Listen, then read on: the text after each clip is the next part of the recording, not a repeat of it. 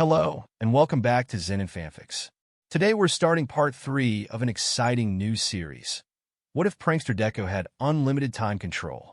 If you enjoy this video, please like and subscribe for more content. The story we're featuring is written by Cooper Radio on archiveofourown.org. You can find all the relevant links in the description, so be sure to check out the author's profile and say hello. Now let's dive into the story. Today is the first day of October. Now I know what you were saying. Why the hell did you skip over September? Well, the fact of the matter is that nothing interesting happened there. Sure, Izuku did end up running into this guy, called Gentle in that month, and later on the guy's assistant La Brava, but besides making an accidental cameo in their HeroTube video, nothing really happened, I promise. But back to the point. It's the first day of October, and Izuku was currently looking over his vigilante costume thinking of how he can make it more Halloweenish. With it just being him and his mom, they haven't had much reason to buy intricate costumes and go out on the town. Instead, they usually just wear some themed onesies and watch scary movies together. But since he is a vigilante, he decided that he would dress up this time around. Sure, no one but the criminals and villains will end up seeing it, but who knows, maybe they will get a kick out of it. Well, I could replace the cloak with one of those capes with a high collar, and then all I would really need is some fake teeth to pull off being a vampire. But is that too unoriginal? I mean, I'm pretty sure everyone has dressed up as a vampire at least once. What if I just changed the whole costume? I could go as that old comic book character Flash. He's pretty fast, plus couldn't he affect time as well? So it would be like an inside joke that no one would understand but me. Nah, never mind too much red. Would it be too on the nose to dress up as Dio? On second thought, those pants look embarrassing to wear, plus Dio is a vampire, so we're just back to my original problem. Izuku groaned as he let his head hit the desk in his room. His mother chose that exact moment to enter his room. Hey, you doing okay in here? I could hear your mumble storm from all the way in the front room. Izuku sat up and pushed his Viganault clothes into a pile before turning around and saying, I'm okay, Mom. Just having trouble picking a costume for Halloween. At that, she fully entered the room and sat down on the bed. First you get a quirk, and now you want an actual costume instead of our usual matching pajamas. Who are you, and what did you do with my son? She said jokingly. Izuku chuckled and then rubbed the back of his neck as he said, actually those two are connected since the only hero-themed pajamas I have that fit is He teetered off as he pointed over to his open closet which held the All Might-themed full-body zip-up pajamas he got last year. His mom's eyes held an almost invisible fury as she stood and said, right. I completely understand. Well, I'll just go throw out this trash, and then we can brainstorm, okay? She then took the clothes off the hanger, uncaring if her fast movements caused small rips to form. Sounds good to me, he said as he watched her leave the room. Once she was completely gone, he turned back to his vigilante costume and quickly got to work putting it back in his hiding spot. A few minutes later, his mom returned, and just like she said, they brainstormed some costume ideas. By the time she left, they had some solid ideas for what they were going to do for this Halloween. But now it was late, and Izuku just got done suiting up. Now, granted, he was going out earlier than he normally does, but he has a reason. You see, a couple of days ago, he overheard some thugs talking about this big shipment of the drag called Trigger. It amps up quirks, but it also leaves the user highly addicted, which is why it's illegal. And as the illegal hero that he is, Izuku wants to stop it. So once he was sure that his mom wouldn't try checking up on him for the rest of the night, he made his way over to the warehouse that the shipment is apparently coming from. With the use of pause time, he was able to effortlessly make his way past all the guards and men moving stuff on trucks. Once he was comfortably sitting on the metal structure beams near the ceiling above the guy who looked in charge. If you were wondering how he figured that out, just imagine a guy wearing an all-white suit with a Black Plague Doctor mask. He unpaused time just to make sure he had the right place. Why the hell are you asking me? Look, the boss sent me here to make sure none of you guys try to smuggle away some of our products. So just move the stuff to where it needs to go, get paid, then get the fuck out of here because I don't know nothing about any trigger with no downsides. Izuku then cheered, uncaring if anyone heard him. Now that was confirmation. You see, the last time I did a drag bust, I took out everybody first and then asked questions, and let me tell you, it is very embarrassing to find out you accidentally arrested 5 cake bakers all because they were carrying around bags of flour. There were many shouts, and it seemed about half of them recognized Izuku as Ghost, but still uncaring, he started to walk across the structure beams while saying, "So nowadays I like to make sure that you guys are actually dealing with drags before I take you out. So thanks," he said, all cheery while getting ready to pause time and be done with these guys. But instead the man in all white just shouted something about killing Ghost while pointing his arms at Izuku, and in seconds hundreds of blades ripped out of his arms and shot towards Izuku. But like he said, he was on the verge of pausing, so that Spook just sent him over the edge and paused the blades before they could actually reach him. Although they did get pretty close to hitting him, damn. Those blades were fast. Also, why wear an expensive suit if you're just going to shred it? He asked to the frozen man, but obviously he didn't answer. Izuku then turned from the man back to the blades a couple of inches away from his face. I wonder how sharp these things are. He then brought his hand up and poked one. He yelped out in pain as the blade effortlessly cut through his gloves and pin pricked his finger. Welp, my curiosity has been satiated. And all it cost me was one cheap glove instead of an entire pristine white suit, he yelled to the still frozen man. A few drops of blood made their way to the ground as Izuku carefully climbed down from his hiding spot. He then looked at his ruined glove before taking it off and putting a band-aid over his finger. He started carrying band-aids and bandage rolls after Hawk stabbed him, which is why he just has some on standby. And so with the price of his curiosity now dealt with, he started to tie up all the criminals before trying to find some way of tying up the man who currently had about 10 feet of sharp steel protruding from his arms. Eventually, he just decided to kick the guy where the sun don't shine and then unpause. As always, there were shouts of alarm as they all found themselves tied up. And then he watched as the man in charge screamed in a high-pitched voice, but it did the trick of getting him to retract the blades, and so he simply tied the man in metal chains to make sure he wouldn't be able to cut his restraints, while I expected this to last longer. I guess I didn't need to come out so early. Now what am I going to do for the rest of the night? He asked while opening up the emergency call button on one of the thugs' phones. Once the call went through, he said, "How's it going, Officer Sansa?" "Yep, it's yo boy." "Oh, nothing much, just taking down a massive drag transfer site. Trigger is what they say, but I haven't personally checked." "Yep. Okay, I'll see you in 10, bye." He then placed the phone in front of the scowling man in the bird mask. "You don't know who you are messing with." "Brat!" he yelled while trying to get his quirk to cut through the chains.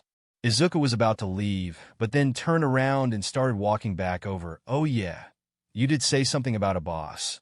He then crouched in front of him and pulled the plague doctor mask off him. "So is this mask just a you thing, or does your scary boss make you guys wear them?" The man shouted profanities about him taking the mask off, so he paused time and put it back on before stretching it a little.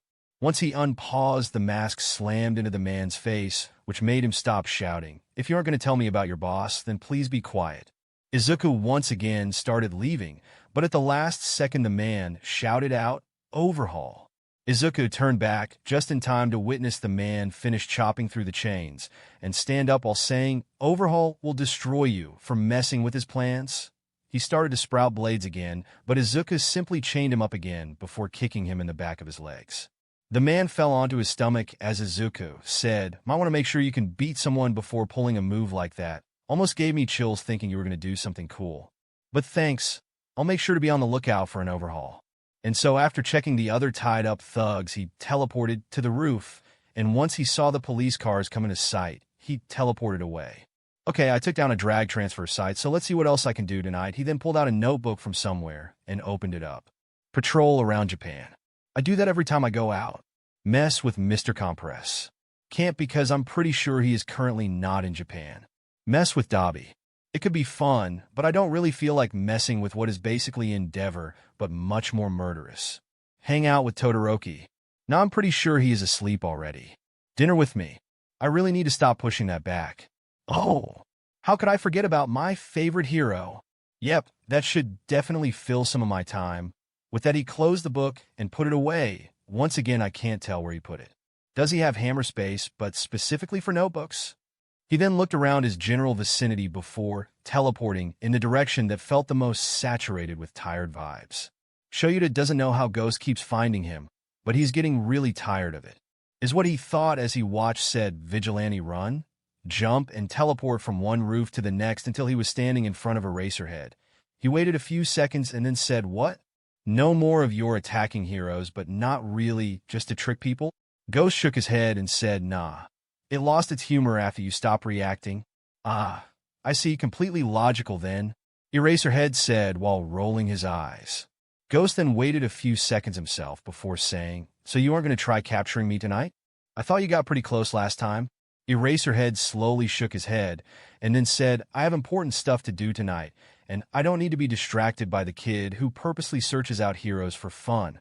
Eraserhead then turned away to get back on track, but what Ghost said next stopped him. Yeah, I guess that is completely logical. Eraserhead whipped around and just stared at the vigilante, who was obviously smirking behind his mask. He slowly blinked and then said, please never say those words in my presence again. What? You said it, Ghost yelled while pointing at Eraserhead. Eraserhead pointed back and said, yes, but it just sounds wrong when you say it. Ghost then crossed his arms and turned around before saying, well, that's not very logical. He let out a long sigh before turning back around and saying, gross, just gross. He then started back up on his run to the place he wanted to investigate tonight. There was about a minute of silence before Ghost showed back up at his side. Fine, I won't say it anymore, but you didn't have to ditch me. Eraserhead started using his scarf to move faster as he said, you do remember you are a vigilante, right? I have every reason to ditch you. Ghost simply added some teleportations to his run to keep up while saying, so where are you heading? Eraserhead didn't answer immediately as he swung across a lamppost to get to the buildings on the other side of the road. Once again, you are a vigilante, so I'm not going to give that information, he said once he was completely over. Fine, I'll just keep following you, Ghost yelled before expertly jumping from one lamppost to another to also get across the road. Don't you have anything else to do? He yelled, knowing he was getting close to the location. Nope. All I had planned for tonight was taking down a trigger warehouse, and I already did that. Ghost stopped to dramatically brush off his shoulders just to make sure Eraserhead knew he was bragging before laughing and teleporting right next to him. Great, just my luck, he mumbled under his breath as he came to a stop. But somehow Ghost must have heard him, because as he approached he said, I know right. Now what are we working with? At a much too high volume for Eraserhead's tastes. And so even though he knew it was pointless, Eraserhead launched his scarf at Ghost, and while Ghost's quirk wasn't working, he used the scarf to throw him behind him. There was a scream of protest before Ghost quietly made his way back over and let out a not cool bro. But luckily, it was much quieter, so Eraserhead didn't regret the dry eye he would get later. Underscore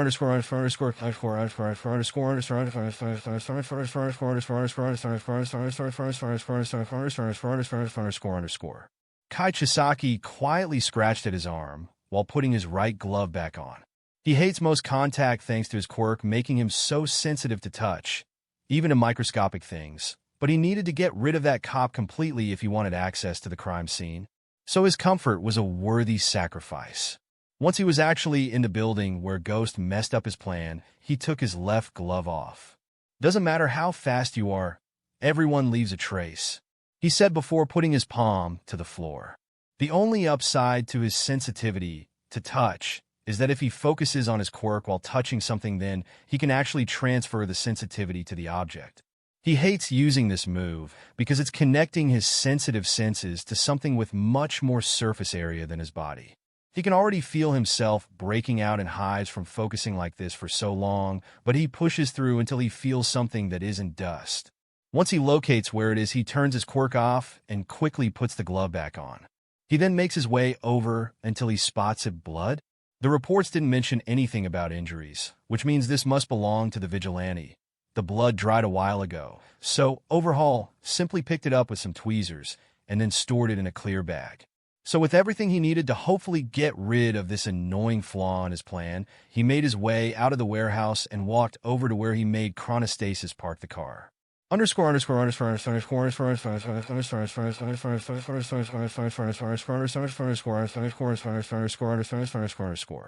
While it was fun seeing how Eraserhead reacted to his fighting style against someone who isn't a hero or a giant villain, Izuku had to leave, so with the quick audios to the man, he just left alone with a bunch of tied-up criminals. He teleported all the way back home and went to bed. Once he woke up feeling well-rested, he and his mom went shopping at the mall nearby. She got some necessities Izuku got some posters to finally finish removing all the blank spots left behind by All Might. After that, they just started looking around for anything interesting. At the end of their trip, they had picked up a few interesting-looking movies, some Halloween-themed clothing, and they even found an All Might-themed trash can that they both got a good laugh from. And so with all their goodies in hand, they headed over to the food court, where both him and his mom got Katsudon and started talking about whatever came to mind. It was a good day of just relaxing and hanging out with his mom, and he loved it. Kai Chisaki didn't sleep that night. Instead, he used his quirk to separate all the dirt from the dried blood before putting it into the microvolume spectrophotometer that he uses to test Aries' DNA whenever he thinks something might be wrong with her. And while it can be used to test blood work, it can also be used for DNA profiling. The police might get 0 results from using this method on any DNA left behind by Ghost. But Kai has access to a lot more not-so-legal systems, so if anyone is going to get a result from this, it's going to be him. About a week after Izuku and his mom went to the mall, they went out again, but this time it was to a costume store since Halloween was ever approaching. They looked at many costumes. Oh, Izuku, what if I dressed up as that hero Ms. joke? We both have long flowing green hair, and I could be pretty funny at times. And then you could be, wait, why are you making that face? Okay, fine, I'll think of something else, spoil sport. Hey mom, what if I turn around and see 2 costumes from a video game I will drive home right now without you? Should I turn around? Nah, you're good. On an unrelated note, I'm gonna go put some costumes back on their hangers. This went on and on. One would come up with an idea the other disliked, and then the other would do the same. In the end, they decided to just have unrelated costumes instead of a mother and son costume, which then led to Inko getting a simple vampire costume with a flowing cape. Izuku chose the Headless Horseman, which was basically a typical colonial outfit consisting of a black jacket, black cloak, and gold cuffs. Really, the only reason you could tell it was the Headless Horseman and not just a British history reenactment was because of the jack-o'-lantern that would go over his head. So with their costumes in hand, they then headed home.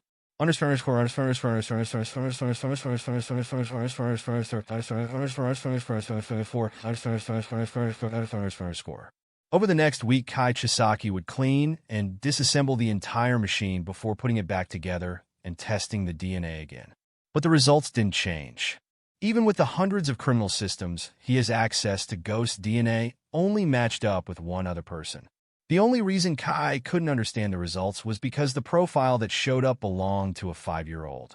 A 5-year-old that Kai has been using to complete his goals. A 5-year-old that Kai was hoping was only showing up because the machine wasn't completely clean from the last time he tested her blood. A 5-year-old that up to this point Kai thought only had a deadbeat mother and a comatose grandfather. Overhaul slammed his hand against the machine and disassembled it once again, while saying, "So how the hell does Ghost share 25% of his DNA with Eri?" It was now just a few days until Halloween was here, and Izuku decided to help Niza decorate his school. So with a bunch of cheap decoration supplies stuffed into his backpack, he paused time and made his way over to UA. Once he was actually there, he decided to unpause and walk up to the camera on the front gate. "Happy Halloween, Nizu." It barely took a few seconds before Izuku could hear footsteps, so he looked away from the camera and instead at the area inside the gate. He was then met with Eraserhead himself. "The hell are you doing here, problem child?" Izuku slipped the backpack off his shoulders and held it up for Eraserhead to see. "I'm here to help you guys decorate Dash." "Not gonna happen. And the only reason why I'm not trying to catch you is because I haven't had my coffee yet. So leave before you see what I'm like when I'm really tired," Eraserhead interrupted with while crossing his arms. But Izuku simply smiled behind his mask before pausing time and making his way past Eraserhead. Once inside, he immediately set to hanging up the fake spiders and bats throughout most of the hallways. After that, he placed some fake little jack-o'-lantern in the teacher lounge, lunchroom, and Niza's office. He placed some other things like fake spiderwebs, skeletons, ghosts, tombstones with funny sayings on them, and more in little areas here and there. And finally, his magnum opus was finding some Christmas lights, but with orange and purple bulbs, which made them perfect for the spooky month. So with some intricate wiring done, he was able to use the one-arm thick roll of Halloween lights he had to cover most of the school's main building. He plugged them in, but they didn't turn on since he was still in pause time. And so, after adding some additional decorations to some of the heroes' outfits, he walked back to the front gate, got back in the pose he was in before he paused, and then unpaused. He put the backpack back on and said, "Okay, if that's what you want, Eraserhead." Eraserhead rolled his eyes and said, "That's exactly what I want." Izuku then smirked as he started to walk away and said, "Just make sure you don't throw away the Halloween lights. Those were a bit more expensive than everything else." Eraserhead looked gobsmacked as he said, "Halloween lights? Everything else? Ghost, what did you do?" But instead of answering, Ghost teleported away, leaving Shoyuta to turn around and see that the main building of UA was now covered in orange and purple flashing lights. And as he made his way inside, he saw that Ghost had covered almost every single hallway and room in Halloween decorations. And once he found Power Loader trying to remove a few bat stickers from his mech, he realized that Ghost didn't just stop at decorating the building. So he made his way to the teacher lounge and found Hisashi and Namiri admiring their badassiling of spider glitter once again. Yes, I was half expecting to get covered in Christmas glitter just to keep the prank up, but now I can fully enjoy my glitter, Namiri halfway yelled before putting her hands on her hips and laughing. Hisashi was just enjoying the decorations, not even caring about how Namiri was slowly covering his outfit in glitter as well. You do realize Nizu is going to make you two clean all that up just like last time, right? Namiri turned to Shoyuta and started approaching, and just like last time, it will be completely worth it. She then started to walk faster until Shoyuta said, "Take one more step towards me, and we find out how resistant your heels are to a blender." She stopped and started backing away, while saying, "Sheesh, I get it. You don't like glitter." After that, Shoyuta headed over to Nizu's office to see if Ghost did anything to him. Just like always, when he tried to knock on the door, it slammed open automatically. So he entered and found Nizu sitting on the couch while holding a mirror up to his face. "Did Ghost get you as well?" "In a sorts, yes." Nizu then turned away from the mirror to look at Shoyuta, which allowed him to see how Nizu's normal tie was replaced with an orange clip-on tie that was covered in all black bats, spiders, and even some rats. "Have you seen the rest of the school?" "Oh yes. And despite how cheap they are, Ghost is an A-tier decorator. I don't think I could have done much better if I was stuck with such a limited budget." Shoyuta sighed and said, "Of course you would like it.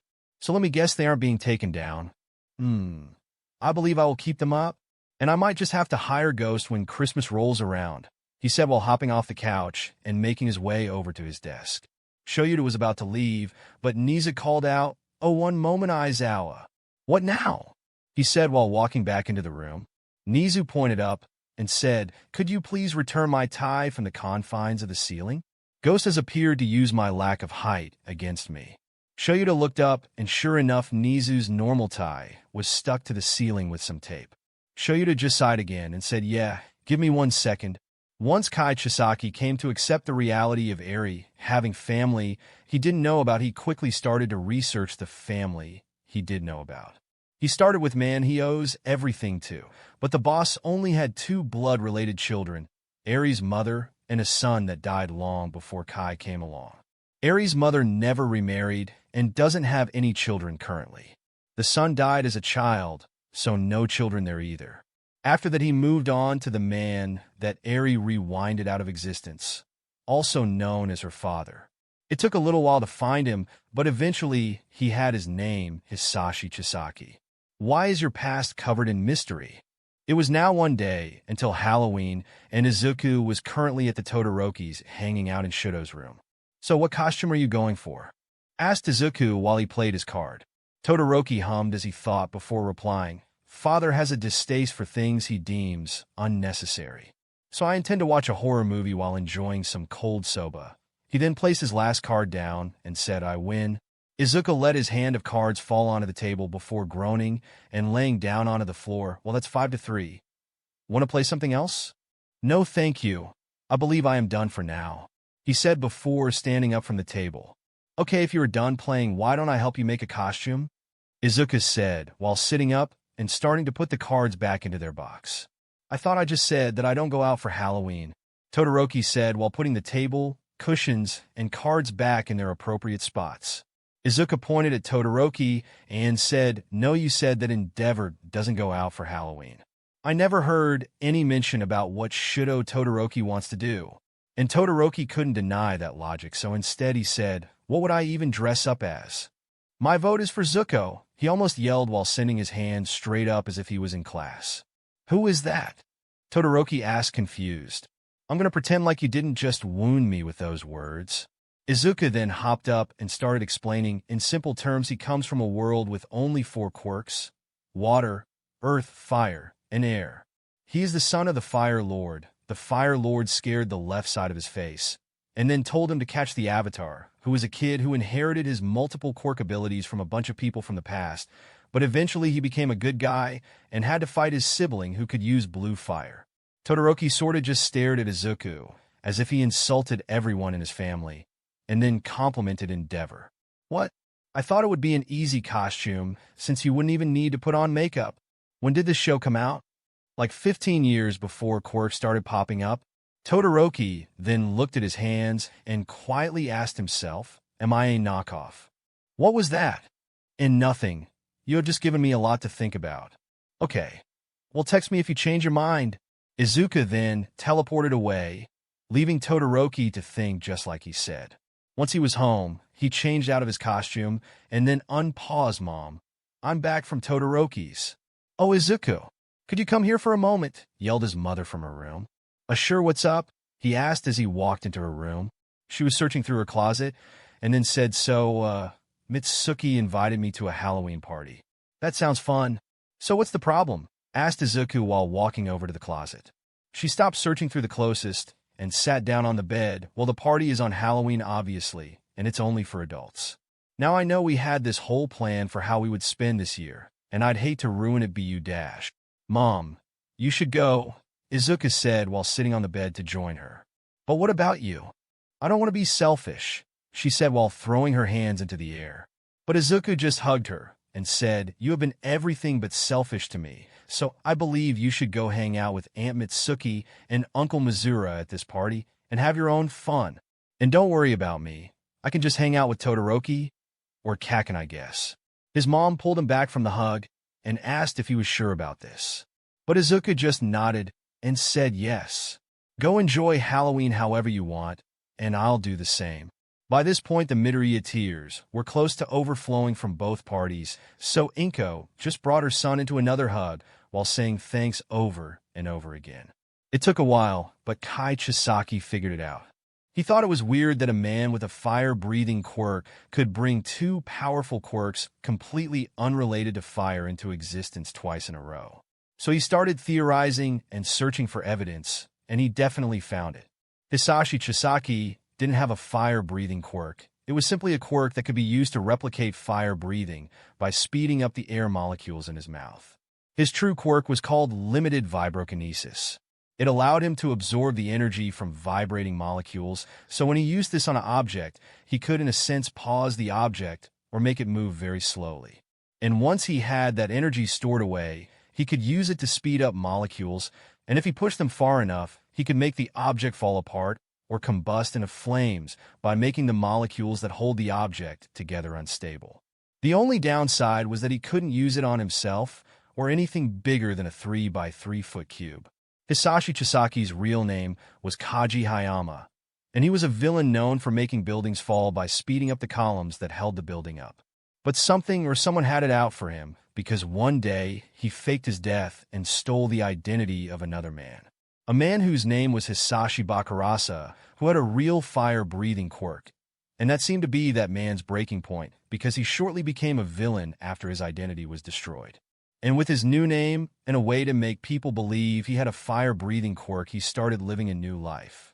But the part Kai cares about is that he eventually married a woman named Inko Midoriya and took her last name. They had a child named Izuku Midoriya, but after the child was thought to be quirkless, Hisashi picked up a job in America. And while in America, he met a woman who could make plants grow exponentially quick and had a horn mutation left over from her grandmother.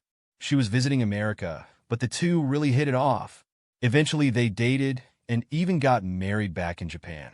And just like before when they married, Hisashi took the woman's last name, and her last name was Chisaki.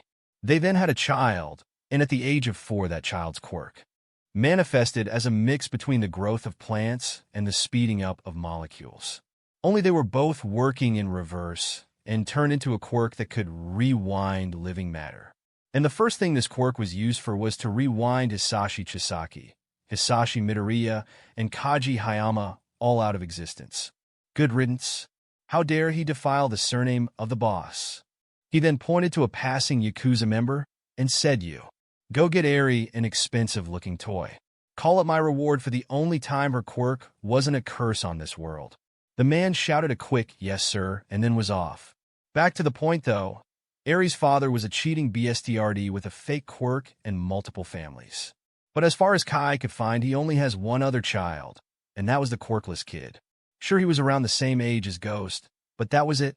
So he looked deeper into this Midoriya family, and wouldn't you know it, a few months ago, the 14-year-old updated his records to now say Pathfinder teleportation. But like father, like son, Kai has a feeling that they aren't being 100% truthful about what all this quirk can do. And seeing as how this is Eri's half-sibling, he's pretty sure it actually has something to do with time. So with it being very likely that this Midoriya kid is Ghost, all Kai had to do now was test his theory. If he is wrong and Ghost is not Midoriya, then all he has to do is kill some nobody and problem solved. But if Midoriya is Ghost, then not only will he be able to get rid of that annoyance, but he will also gain a new test subject. Imagine all the advances he could make if he had Eri's blood and was able to combine it with her half-sibling, who can also alter time. Most likely it would allow him to jump far ahead of schedule, and that was something he very much wanted. So tonight he would test his theory by making Izuku Midoriya come to him.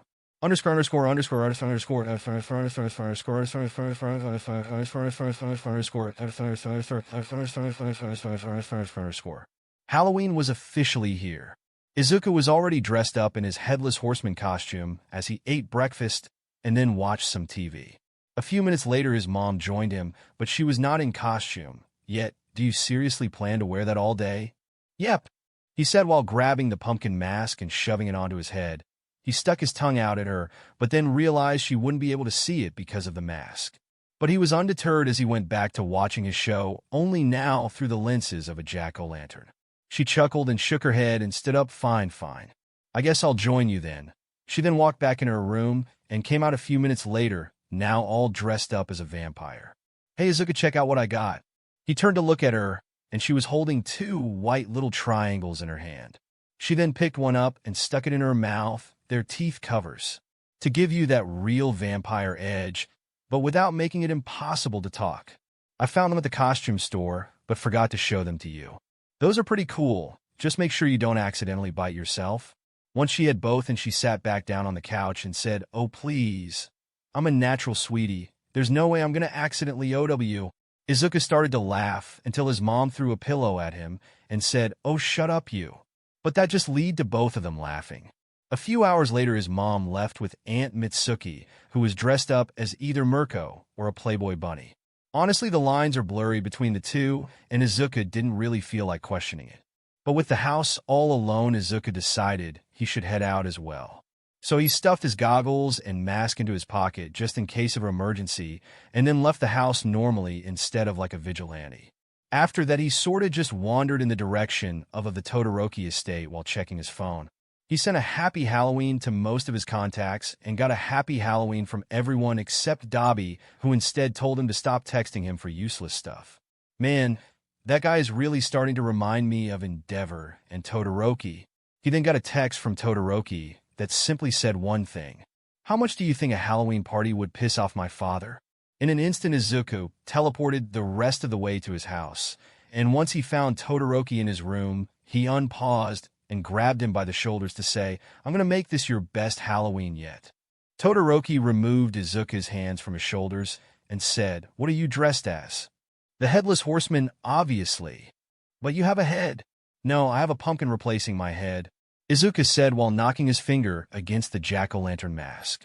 He then clapped and rubbed his fingers together and said, "Now, let's get you a costume. To the store," he yelled while slowly dragging Todoroki out of the house. Luckily, Todoroki went along willing, and eventually they were walking down the road towards the closest store. "Are you wearing your mask under that?" Todoroki asked once Izuku stopped dragging him. Nope, he immediately replied, while keeping pace with Todoroki by skipping. Meaning all I would have to do is knock that pumpkin off if I wanted to see your face? Izuku hummed in agreement, and then said, well, technically you could have done the same with the mask, but yeah, pretty much. Why? You want a round two of our first meeting? He said while holding his fists up in front of him. Todoroki pushed Izuku's arms back down and said, no, just curious. Well, today you get to hang out with Midori and not Ghost. I plan to do no vigilantism today.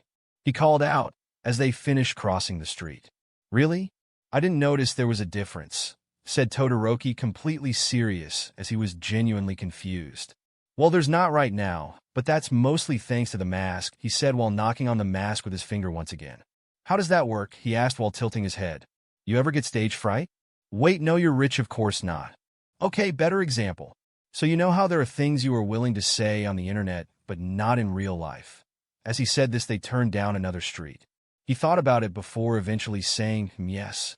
I have experienced something akin to that whenever I end up on websites which have negative views on heroes like Endeavor. Okay, great. Then, just imagine that.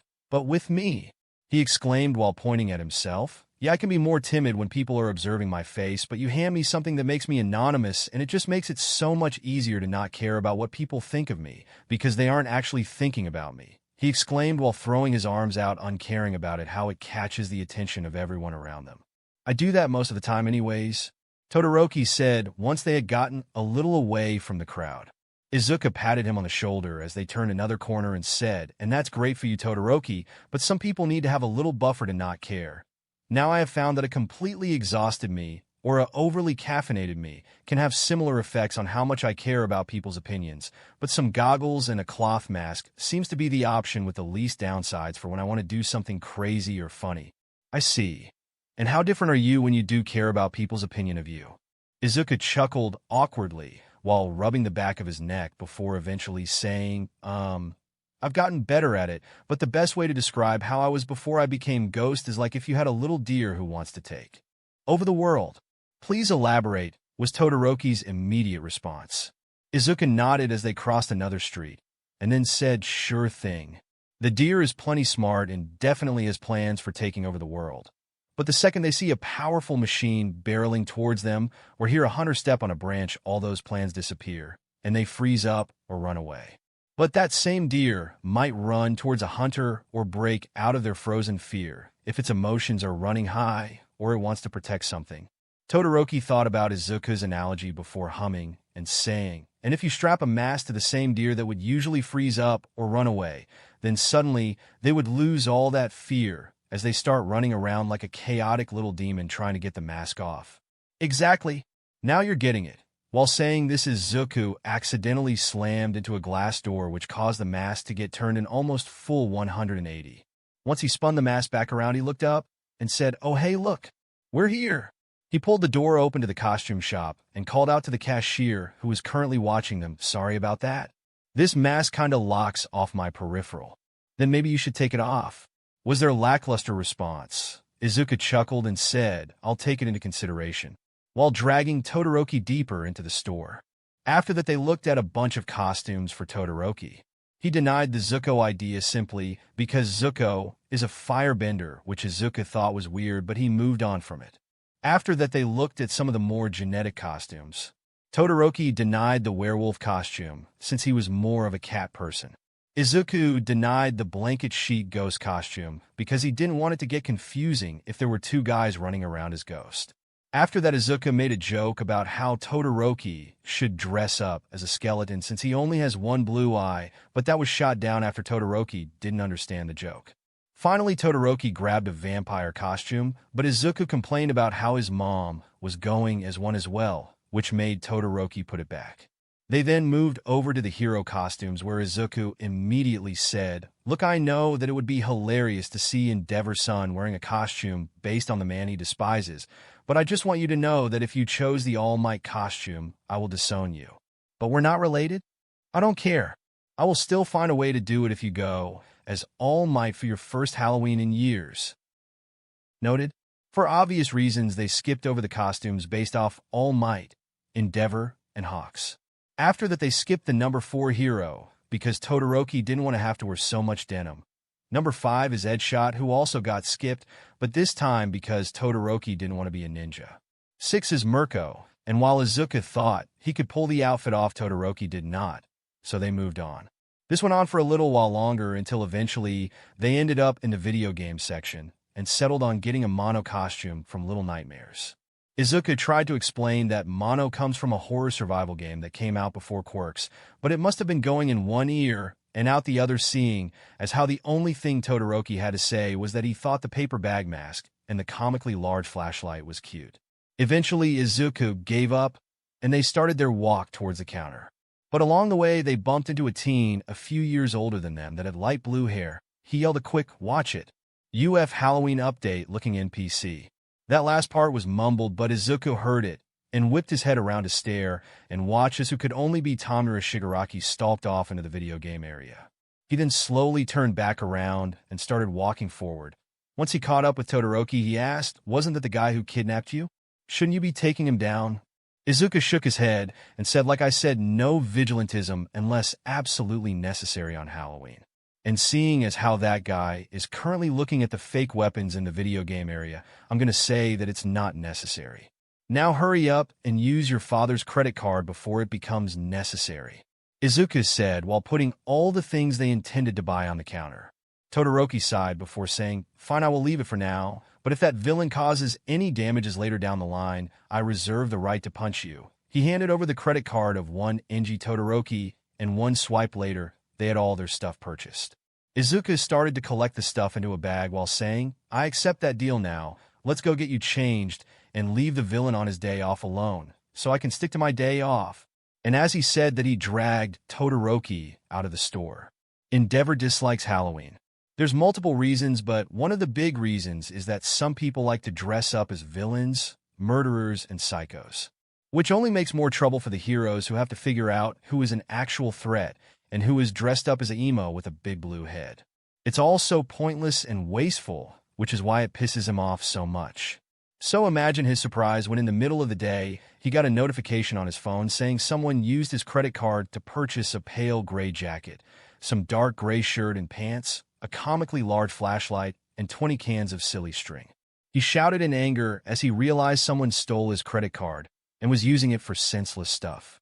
He stood up from his desk and was getting ready to storm out of the building to find who did this when suddenly there was a can of silly string under his foot, and as he took a step, the can exploded all over his left leg.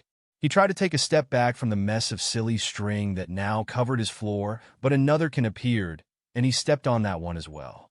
Now, with both feet covered in silly string, Endeavor was literally burning with rage, but before he could do anything, 2 more cans of silly string were placed on his shoulders, where the sudden heat from his fire caused those cans to explode as well.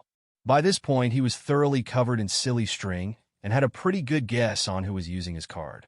And so, as 6 more cans were stuck to his body and then exploded, all he could do was burn hotter and scream his frustrations to the sky. Ghost! As Izuku waited for Todoroki to finish getting changed into his costume, he enjoyed the light show that was taking place at Endeavor's agency, which was just about a mile away. But as Todoroki awkwardly shuffled out of the bathroom, Izuku put his 10 remaining cans back in the bag, and then looked his costume over. "Wow, pretty good, but where's the paper bag?" He held the bag up in his left hand as he said, "It's right here, but now that I'm wearing it, it feels very silly." Izuku brought him into a side hug and extended his arm in an arc while saying, "That's the point of Halloween, my friend. Silliness and kookiness. Now you must proudly wear that paper bag, as I do the same with this pumpkin." Todoroki then pushed Izuku's arm off him and brought the paper bag up to his head. Slowly and a little awkwardly, Todoroki put the bag on, and once he adjusted the bag so he could see properly, he said, "They are happy." Izuku clapped like a madman before saying, "Very much so. But now it's time to party." I looked around online for where most teens will be heading this year, and it seems like the most popular ones is this one and this one. He explained while showing his phone to Todoroki and pointing at 2 different spots that he marked on the map. After a little bit of thinking, Todoroki pointed to the one that was closest, and then they were off once again. But back with Inko. After Mitsuki dragged her out of the house, she helped her fix up her makeup, and then they headed over to the party. After that, they had a lot of fun with dancing, drinking, playing games, and so much more. She was in the middle of thinking about what her Izuku must be doing when Mitsuki dragged her out of the booth and said, "Hey, none of that at my party, ma'am. Now, if you are bored enough to be thinking about how your kid is doing, then maybe try playing the field a little." She said that last part while wiggling her eyebrows. But it caused Inko to overdramatically choke on her own breath.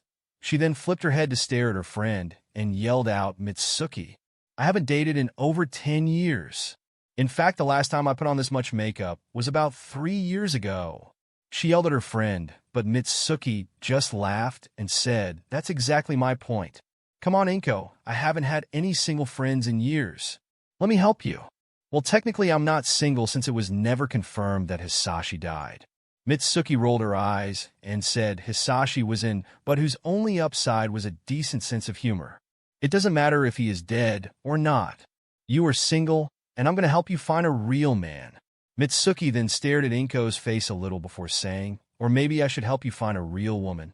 Inko squawked in protest before quickly yelling, "That was one time in college. I was experimenting." Mitsuki then grabbed Inko's shoulders and started pushing her forward while saying, "Then I say it's time to experiment again. Hey Masaru, come help me get Inko laid." She yelled very loudly into the crowd of dancing people. And over where Masaru was currently talking to an older-looking gentleman about the intricacies of older-style fashion, he could see his wife dragging a deep, blushing Inko over to the bar, even at her protest.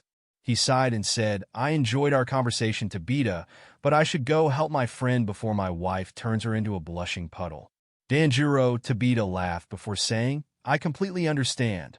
I should actually go check up on the missus myself." The older gentleman observed the crowd before starting to walk in the direction of where a short-looking woman with long red hair was dancing on a table. After that, he sighed and got ready to experience whatever crazy plan his wife came up with this time. It was officially starting to get dark as Izuku and Todoroki arrived to the party. There was no cost to get in, so they simply walked through the door, and once they had gotten a little away from the crowd of teens dancing in the center to the loud music, he turned to Todoroki and said, "Okay, you came here because you knew it would piss your dad off, so what is the most outrageous thing you want to do?" He thought about it before saying, "I didn't really plan what I was going to do at this party, but I suppose we should start with getting something to drink." Izuku could agree with that. So they started walking that way, but got stopped by someone holding on to both of their shoulders. Todoroki smacked it off before turning around, and Izuku did the same, but much more gentle. The teen in front of them had purple hair and was dressed up as a zombie, and either he had really good makeup or this kid doesn't get much sleep with how dark those eye bags were looking. He raised both hands surrenderingly and said, "Sorry, I didn't mean to violate any personal bubbles. I just saw that you both just got here, so I wanted to tell you that if you don't like the punch, do not try to spike it. My dad and some of his friends are acting as chaperones, so seriously don't try it." And with that vague warning, said the teen walked off. "Why would he think we would bring alcohol to an underage party?" asked Todoroki while tilting his head since the bag made it impossible to see his face. But Izuku just shrugged and said, "I hear it's a popular thing to do, and the ones that do it are usually hiding their identities with a mask, which both of us are currently wearing," he said while pointing at his mask, and then Todoroki's. "Ah, I see," was all he said before they continued over to where the drinks were. Once they both had a cup, they walked back over to where they were originally. Todoroki lifted the mask off and took a sip before looking at Izuku and asking how he was going to drink without taking his mask off. Izuku simply let Todoroki look at how filled his drink was before pausing time and taking a sip. But for Todoroki, he simply watched a small bit of the drink disappear, while Izuku said, like this, "Sorry, Todoroki, but you will have to try a little harder than that to get me to remove the mask." But Todoroki just nodded and then moved on to another topic. It would take about another 30 minutes before they would find out what that teen meant with his warning about the chaperones. They were looking at the punch bowl as a teen with purple balls for hair and was short enough you would think he's a kid approached it with something concealed in his left hand. But just before he could actually pour what was most likely alcohol into the bowl, white tendrils descended from the ceiling at rapid speeds and wrapped the kid up. He tried to scream or escape, but it was too late as he was quickly dragged into the ceiling where no lights shined and no sounds were made. Both of them sorta just stared at where the kid used to be standing, but Todoroki was the first to respond. "That was interesting. Creepy is the word I would use," replied Izuku a few seconds later. Todoroki then nodded and said, "Yes, that word works as well." With the help of Mizura, Inko was able to make Mitsuki stop being so loud about her plans to get her laid. But she was still burning with embarrassment, so she decided to order some cold water instead of another drink like Mitsuki suggested. And she was left alone for about 3 minutes before someone sat next to her and asked if she was having a rough night. Inko lifted her head and said, "No, I'm good, dear. Just my friends trying to embarrass me." She then turned to look at the woman who asked her the question and was met with a sea-green-haired woman who was probably a few inches taller than her. Her outfit was a mismatched colored suit, and she had a red ball over her nose. She released a big smile as she said, "Nah, I get that. I do that all the time to my friends." She laughed very loudly at some memory that probably popped into her head.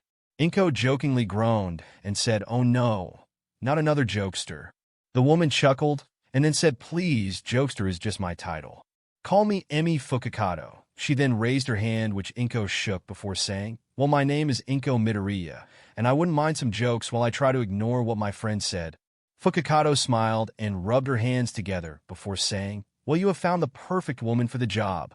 Okay, so one time I invited my friend to a party, but jokingly phrased it like a date, and he said, "If you're going to be there, then I think I'll just stay home." Inko chuckled before taking a sip of her water. She then said, "That's terrible." But Fukakato interrupted and said, No, it's fine. That's just how he jokes." The real reason he couldn't go was because he had already agreed to chaperone a party that his nephew was going to. She then brought her hand up to her chin before snapping her fingers and saying, "I got it." So this next joke needs a little setup, but basically, throughout the night, Izuku and Todoroki would enjoy some conversations with other partygoers. Watch 2 more people get dragged into the ceiling when they tried to spike the punch, and near the end, Izuku even got Todoroki to play a few games with everyone else. He did not manage to get Todoroki on the dance floor, but Izuku still called it progress. And so once Izuku teleported Todoroki home to make sure he had plausible deniability against his father, he started his own walk home. And as he checked his phone, he saw that his mom had gotten home from her own party a few hours ago. This Halloween felt like a true restart for himself, is what Izuku thought as he walked home. No longer was he the weak and useless Deku. He had a friend that didn't dislike him for simply existing. His mom was being more supportive of his dreams than she had been in a long time, and he was saving people almost every night. He felt very happy about how his life was going, and he couldn't wait to see what tomorrow would bring. And so with that, he walked into his house, changed out of his costume, pulled on the jacket he usually uses for vigilantism since it was starting to get colder, and got ready for bed. He called out to his mom, but she must have been asleep or something since she didn't answer. And so once he was done brushing his teeth, he walked into the kitchen to get a glass of water before bed, but stopped when he saw a note laying on the counter. He took a sip of his water and then read the note. To Ghost, "I hope you had a good Halloween, Midoriya, because you see, after you interfered with my plans one too many times, I finally figured you out.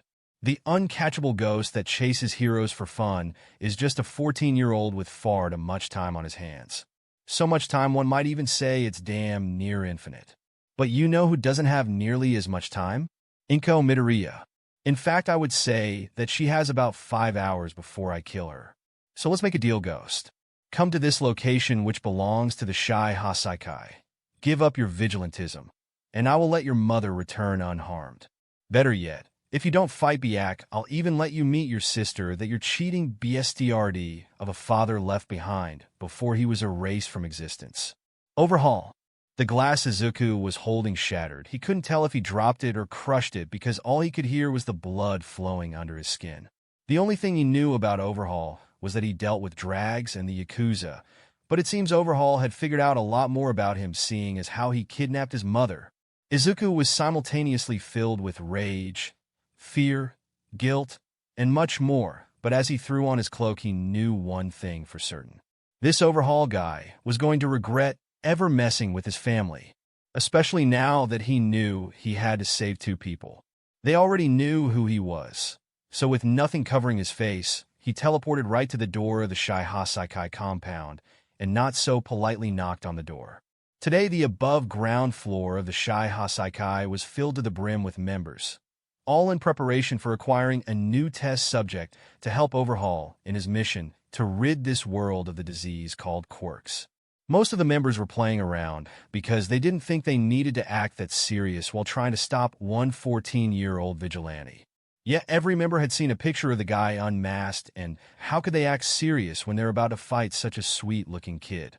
Overhaul said that his quirk was called Pause and that it was very dangerous, but they weren't worried. No matter how dangerous, there's no way he can get through the hundreds and hundreds of Yakuza members, right? Suddenly, there was someone pounding at the door, which was weird since there was notification from the men at the front gate.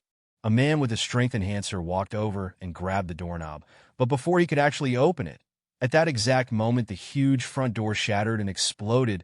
It sent the man and splinters from the door flying everywhere, but most of the men were barely affected as they raised their guns or their quirks and got ready to attack. Once the dust had cleared, Ghost, with no mask or goggles, slowly walked into the room with a murderous look in his eyes. The Yakuza members were having a hard time connecting this boy, who just sent a grown man, flying to the innocent and sweet little boy they saw in a picture, even as he yelled into the room, demanding to know where his mother is. "Where is my mother?"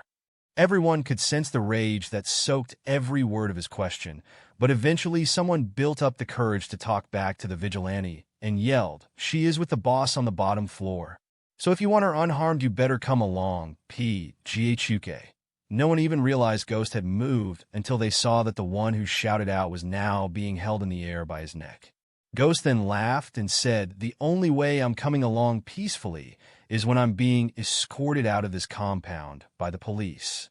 He slammed the man into the ground, leaving a miniature crater, and slowly stood up while staring them all down. "And the only reason they will be escorting me out is for the mass murder of every single member of the Shai Hasaikai." His eyes seemed to glow with power as he said this. But the men had had enough by this point and proceeded to open fire on the vigilante. Bullets, fire, throwing knives, and so much more filled the air for multiple seconds, but when it came to a pause, Ghost was still just standing there completely unharmed. Ghost then smiled and even chuckled as he said, "Overhaul gave me a time limit of 5 hours, and I plan to spend all of it making you regret ever even thinking of messing with my family." He yelled to the crowd, and then he spun around to face the other half of the room while saying, "But since I've decided not to just immediately rip through all of you and this entire building in 1 second, I only have one thing to say to you all," he said over cheerfully before turning to face a camera which most likely Overhaul was watching him through. He then let his smile fall back to the grimace that had settled there ever since he read that note, and as his eyes once again seemed to glow from the pure power of his rage, he said 2 words which would instill fear into anyone brave enough to watch the recordings later. "My turn." He then lunged with enough power to crack the ground and used that speed to slam 2 men into the ground simultaneously, before teleporting to avoid the gunfire, which started to once again kick up after his impromptu speech. But this time he didn't even wait for the gunfire to die down, as he used the chaos to take out 3 more men. "He's just one guy. Get him already," shouted a man who could make himself invisible for as long he could hold his breath. But before he could activate his quirk again, he had all the air forced out of his lungs as he felt Ghost slam their fist into his gut and utter one word, "impact." It then felt as if that punch to his gut got multiplied by 10 and was spread across his entire chest. That powerful hit sent him flying into the wall, where he quickly lost consciousness. The men were undeterred by their dropping numbers as they tried to focus their fire on Ghost, but it was too late as he once again teleported away. He used that impact move to slam 2 more men into the wall before teleporting to a location where he could see everyone. He then raised both hands and yelled 2 words, "Impact Barrage." His hands seemed to blur out of existence for a few seconds before solidifying once again. The men were confused and were about to open fire again when suddenly, as if a bomb made purely of air went off, over a dozen men were sent flying. Some hit the wall and stopped, but those closer to Ghost were launched through the wall and ended up laying in the lawn. They realized far too late exactly who they messed with and could now do nothing but feel remorse for those that would dare fight him next as they slowly lost consciousness. Once the only sound to be heard in the room was the labored breathing of all the unconscious men Ghost scoured the ground floor before stopping to stare at the right wall in the first room. He put his left hand on the wall before cocking his other hand into a fist. And then with all his might, he slammed that fist into the wall, and just as it made contact, he once again yelled, "Impact!" The wall cracked open like lightning before crumbling to the floor to reveal a hidden staircase. He teleported to the bottom and then teleported throughout the floor, looking for the next staircase. The place was like a labyrinth out of hell, but Ghost didn't care. He would still make sure to tear through every single floor no matter how long it took him. Along the way, he would continue to take out any Yakuza men he came across. But when he found the room that held the staircase to the next floor, it was being guarded by a man that was easily 11 feet tall and was also wearing a bird mask. He was currently distracted with sucking the energy out of the Yakuza member in his massive hands, but once he was done with that, he threw the unconscious man into a pile that held at least 30 other men in similar conditions. The giant man then swung his fists around at speeds incomprehensible to normal humans before turning to face Ghost. The giant man bellowed out a laugh while saying, "I just drained the energy of 50 of my men." He swung his fists around even faster and said, "I feel strong enough to fight All Might. So come at me, little Ghost. Let's see what you got." With it, he slammed his fists into the ground before using them to launch his entire body at Ghost at superhuman speeds. But Ghost didn't even stop his walk towards the stairs as he raised a hand towards the energy-sucking quirk user and yelled, "Break." Rikiya Katsukame's rampage ended a second later with the 4 horrifying in sync sounds of crushed arm and leg bones.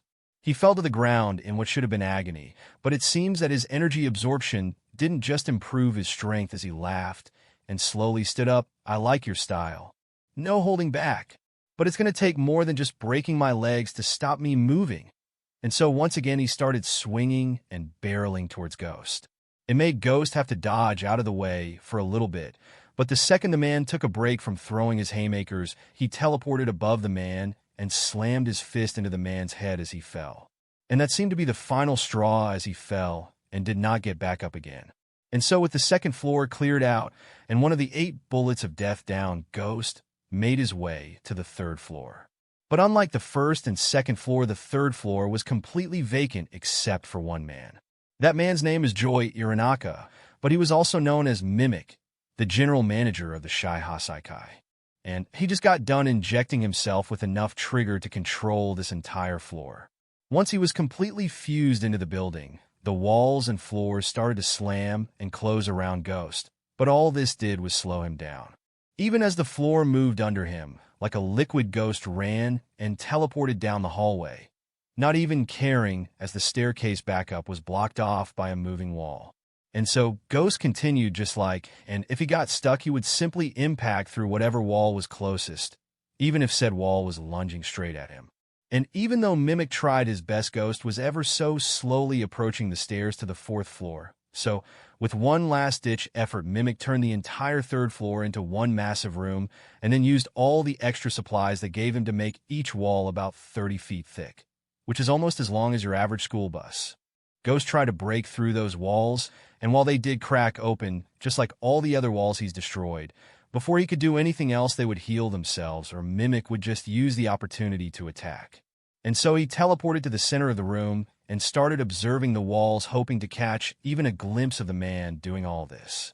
But he didn't have to wait long, as in his arrogance, Mimic yelled from inside one of the walls, "Ha! You might as well give up, cause there's no way you are escaping now." Ghost then turned to where the yelling was coming from, and after teleporting out of the way of another shifting wall, a huge impact was felt just a few feet away from where Mimic was, but Mimic quickly moved away and fixed the wall up before launching 3-hand-like walls at Ghost. He dodged and teleported out of the way of the first 2, but the 3rd one was just able to snag his cloak and launch him into the wall. Mimic laughed at his misfortune until Ghost stood up and tore his cloak in half from where it was snagged, and then once again approached the center of the room. A few seconds later, another impact was felt just a few feet away from where Mimic was. After that, he once again sent a barrage of attacks, but with his now shortened cloak, he was able to effortlessly evade every single attack. This went on for about a minute. Ghost whirled attack a small distance away from where he actually was. Mimic would fix the wall before sending a bunch of attacks at the vigilante and then repeat. But Ghost wasn't just hitting randomly. He was figuring out Mimic's patterns before he called upon another super move. He crouched close to the floor and then yelled Mirage Tempo. First he teleported a few feet away, but he barely stayed there a second before he teleported a few feet away again. He did this over and over again, decreasing how long he stayed still in one spot every time. Eventually, he was teleporting so fast and often that Mimic couldn't figure out where he actually was. All he could see were the mirages of his afterimage.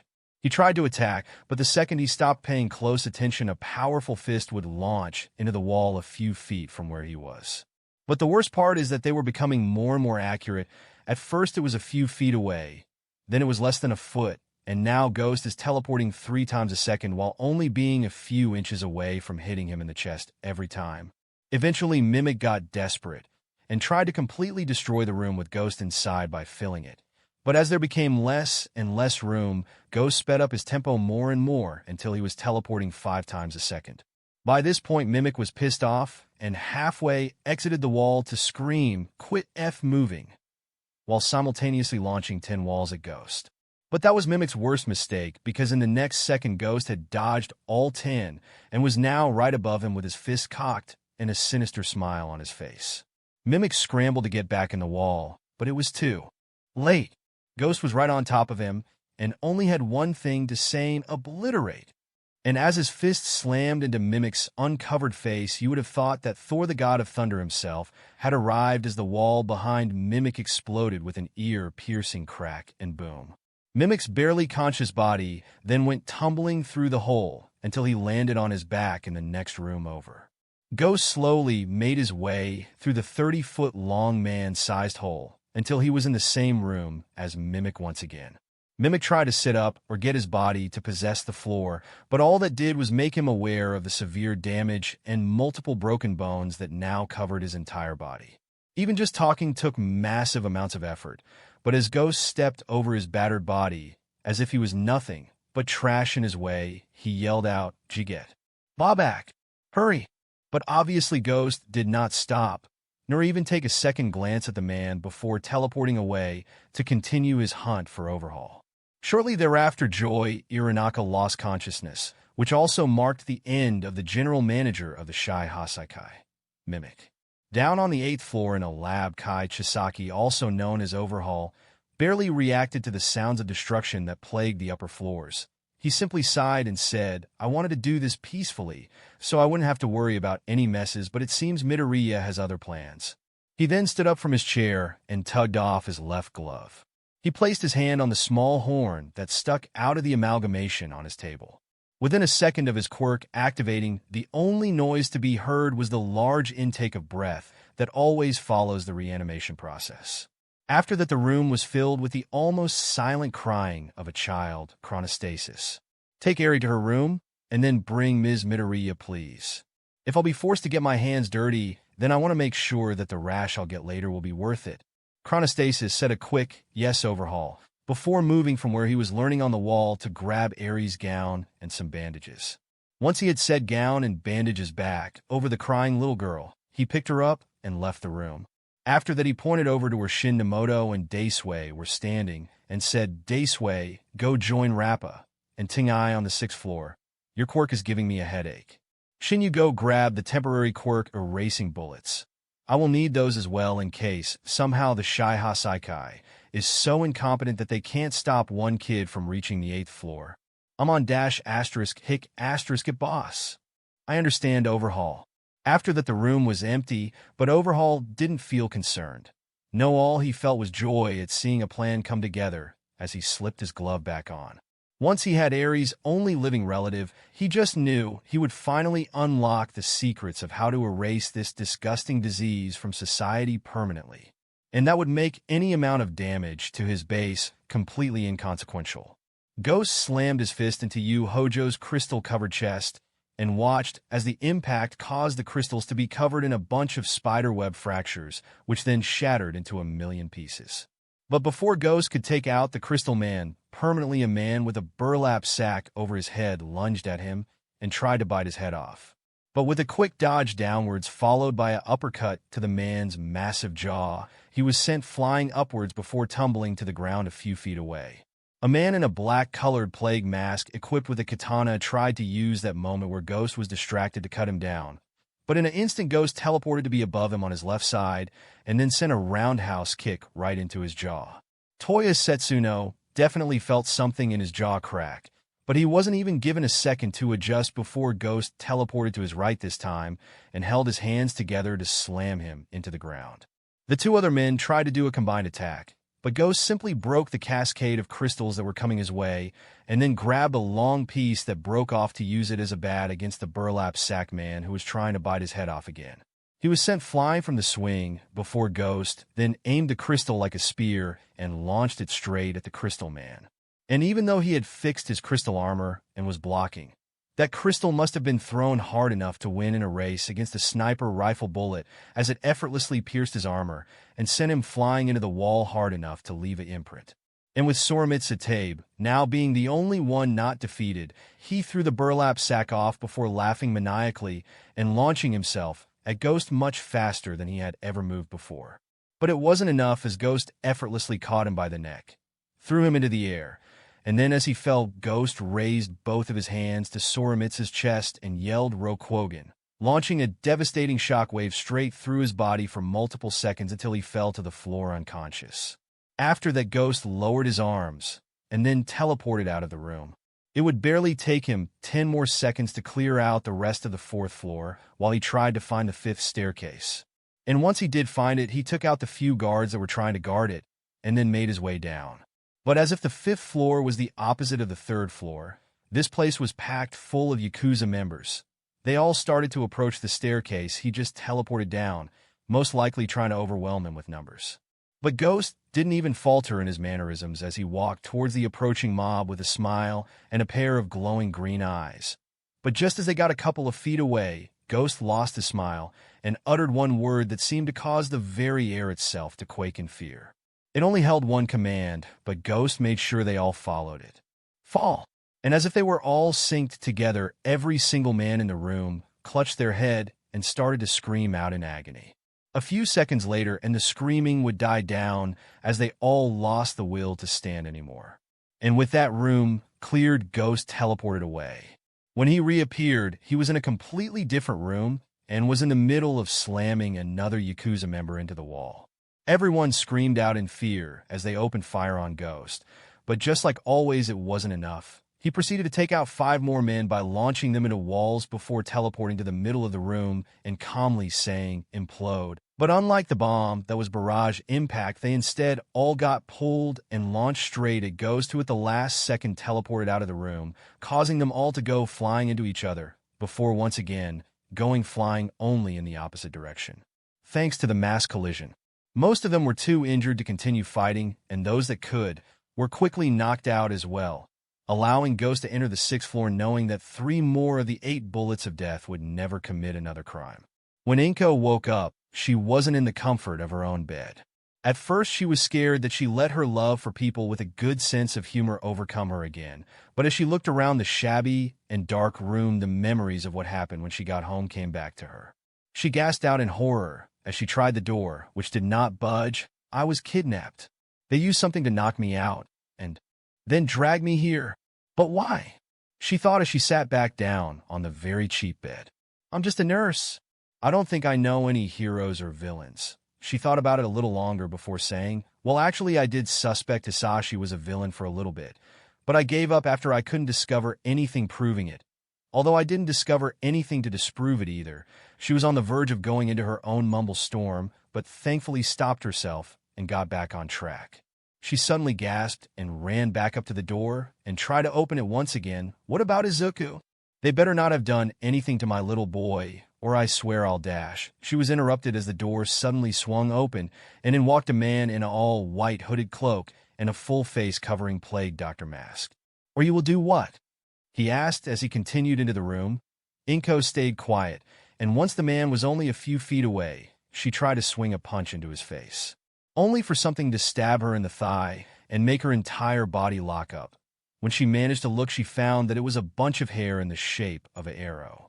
The hair obviously came from the man as he chuckled and said, just like your son, striking at the first opportunity. That sentence filled her with horror, but the man obviously didn't care as he started to drag her locked-up body out of the room. It was difficult to talk while this man's quirk was making her freeze up, but she eventually managed, "Where are you, Takanjimi?" And even though she would find out soon enough, Chronostasis decided to answer, just to fill the silence if anything else. "You are a very lucky woman, Inko Midoriya. The new boss of the Shai Hasaikai wants to see you. He thinks you can help with our ghost problem." "Ghost? Isn't that some vigilante? How am I supposed to help with that?" asked Inko as she was dragged down a hallway. Chronostasis then chuckled and said, "Well, we're hoping you could talk some sense into him. Tell him to give up this vigilante stuff. Now, obviously, he isn't going to listen to us, but something tells me that if his mother asked him." He let the revelation sink in as he turned the final hallway which would lead them straight to the labs. But I only have one son, and Izuku would never do that," she managed to yell out as the man dragged her through a door that seemed to belong to a lab. She then heard a new voice which sighed before saying, "These are the problem with parents nowadays, never being hard enough on their kids and allowing them too much privacy. But don't worry, I'll fix your mistakes." She never got to see who was speaking as suddenly there was a hand on her face. The next thing she felt was true agony that seemed to burn and explode through her entire body. And then nothing as she blacked out. Ghost sent a flying high kick into the head of a man with a box turtle mutation and caused his head to get slammed into his shell, which immediately closed up. Ghost then teleported behind the turtle man and kicked the shell with enough force to cause him to go spinning down the hall, where he slammed into 3 men who were distracted with trying to shoot at the vigilante. With that, Ghost teleported the rest of the way down the hall and entered the next room. But he immediately teleported out of the way to avoid a fist which completely obliterated the door he was just standing in front of. The fist was connected to a man known as Kendo Rapa, and whose quirk, Strong Arm, allows him to not just punch with the force of a freight train, but also move his arms fast enough to punch almost 50 times in just 5 seconds. "Ha! You dodged that!" he yelled out while obviously smirking under his full face covering mask. Ghost scoffed and got ready to take him out, but instead a massive orange barrier encased the man, and as it shrunk it dragged him to the center of the room, where 2 other men were standing. The one wearing a traditional dark-colored yukata and a brown plague mask strapped to his face sighed, and said, "We are supposed to incapacitate him, not kill him." Rapa tried to push back against the barrier, but eventually gave up and said, "Oh, calm down, you stick in the mud. Overhaul can just bring him back. Do not call the boss his chosen name without permission. And you and I both know he can't bring anything back to life if it's been dead for longer than 15 minutes. But Rapa just laughed and said, "Okay, fine. Then I better make this quick." He then tried to punch his way out of the barrier, but Tingai once again stopped him. "Rapa, have you not been paying attention? This vigilante preys on people who are out in the open, no matter the distance." As if to accent this point, Ghost broke the barrier with a single impact, which Tingai quickly fixed before Ghost could do anything else. "Let's allow our new companion to help loosen that one's temper," he said while pointing to the final man in the room who was currently nursing a massive beer bottle. The man laughed before sitting down and finishing the bottle. "You got it, my hick man." He set the bottle down and then focused on Ghost, who just got done breaking the barrier again. Tingai's head was hurting a little as he once again fixed it to stop Ghost from laying them all out. Ghost was getting ready to use a move he knew would allow him to break the barrier and attack the men inside at the same time, but suddenly he found himself barely being able to stand, much less pull off a move like Zawardo. "Huh? What's the matter, hick brat? Don't tell me it's your first time being hick sloshed." The man completely laid down and started hysterically laughing. Ghost teleported a few times, and that somehow seemed to lessen the effects of the man's quirk as he was back to confidently standing in front of them. He immediately sat up and yelled in protest, "Hey, the hell did you hick just do? You should have been absolutely wasted for hours." Ghost teleported to be right in front of the barrier and said, "Oh, don't worry. I was." His eyes once again started to glow right before he yelled, "Double impact." He then slammed his fist in the orange barrier of Hekiji Tingai for the last time. It shattered just like every other time he used impact, but before Tingai could repair it, a second impact was slammed directly into all 3 of their chests. Tingai and Daceway were sent flying and eventually slammed into the wall next to the stairs, but Rapa barely skidded a few feet and simply laughed it off. "Oh, finally. It's my turn again." He slammed his fist together a few times before throwing his fist around about as fast as what Rakia had achieved after draining the energy of 50 men, but it makes sense if you think about the fact that his energy absorption mostly improves his strength/durability and not his speed. Ghost was forced to dodge the first few before teleporting behind him and hitting him in the back with a roundhouse kick, which caused him to go flying into and then through the wall. But Rapa shrugged it off and made another hole in the wall to make his way back into the original room. He smirked before trying to attack Ghost once again, but it seems like Dijui's quirk had completely worn off as Ghost shook his head before placing his hand on the ground and saying, "Seismic Cleave." Before Rapa could move, the ground around him exploded and created a fine line of destruction around him. He laughed and asked, "Was that supposed to do something?" when suddenly Ghost teleported above him and brought his leg down on his shoulder while yelling, "Seismic Impact." And as all that force hit him, at once the ground gave out below them and caused him to go cascading down to the floor below the sixth one. But Ghost decided that him falling a good 10 feet thanks to a powerful kick wasn't enough, as somehow, before he hit the ground, Ghost stole the piece of floor he was standing on and proceeded to launch it right at him when he found the strength to stand up. But after a minute where Rapa just laid under the rubble, Ghost decided that he was down for the count and made his way further into the 7th floor, knowing that there was only one 8-bullet left, and then it was just the right-hand man and Overhaul himself. The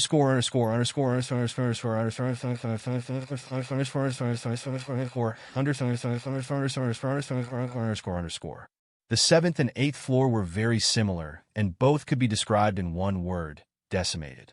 And so Izuku, not Ghost, now stood in front of the lab door that belonged to Overhaul. He slammed the door open, and while he did find a young man in a green coat and a purple neck of feathers who was currently looking over a gross amalgamation of meat and bones, he didn't see his mom. So he repeated the question he asked all the way back on the 1st floor, "Where is my mother?" The man moved away from the table and smiled behind his mask. "I'm disappointed, Midoriya.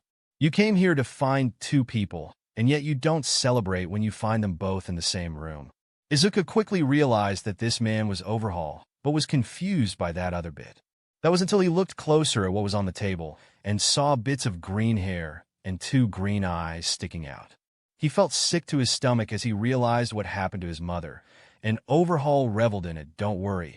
Unlike you, I haven't broken the conditions of our meeting yet," he said before placing a hand on the amalgamati, his mom. And with a sickening snap and a massive intake of air, his mother was back, but she almost immediately started to cry out in agony until Overhaul grabbed her by the back of the neck to shut her up. Once she was able to calm her tears from the pain, she looked at Izuku and gasped before quietly saying, "Run. Izuku. Cough cough now." And even though he was still reeling at watching his mom die and then come back, he got in a stance and got ready to pause time. But Overhaul raised a hand and said, "Don't even think about using your disgusting quirk. Your mother will die if you do." Izuku gritted his teeth before saying, "If you know how my quirk actually works, then you know I could stop you before you could even blink." Overhaul smirked and said, "Yes, you could, but you see, that's why I waited for you to arrive before reviving your mother." He then threw Inko off the table, where Izuku immediately caught her. "What are you doing?" Izuku asked while checking his mom over, even while she tried to do the same. "Letting you feel her heart, of course," Overhaul encouraged. And so cautiously Izuku did so and listened.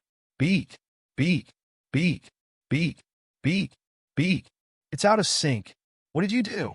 Izuku yelled out in anger. Overhaul chuckled before saying, "Maybe try asking the certified nurse." Izuku turned to his mother, who groaned out in pain, before saying, "In most cases it's harmless, but dash."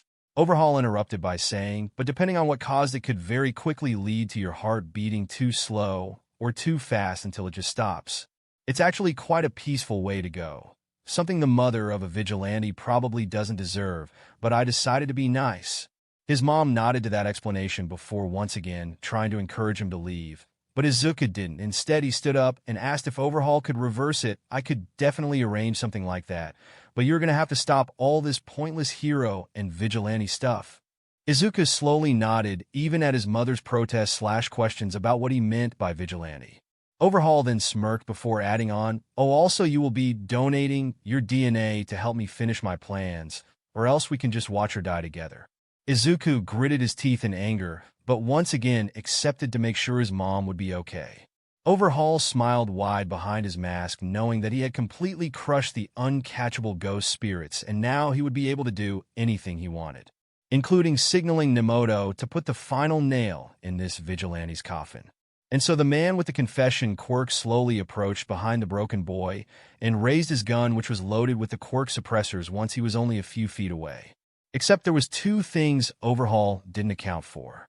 One, just because Midoriya relies on his time pausing quirk to dodge does not mean he has horrible reflexes without them. And two, even though Inko's heart was slowly giving out, she still had enough cognitive function to be aware of her surroundings, and enough energy to attempt to save her son's life. Inko shouted out a warning from where she was collapsed on the floor just before Nemoto fired the gun, which in turn allowed Izuku to just move enough out of the way that the bullet flew harmlessly past his arm, where it then sank straight into Overhaul's gut, along with all his confidence and fearlessness as well. It was so quiet you could hear a pin down as Izuku stared at Overhaul and his mother in horror, while Overhaul did the same, but with Nemoto and Izuku.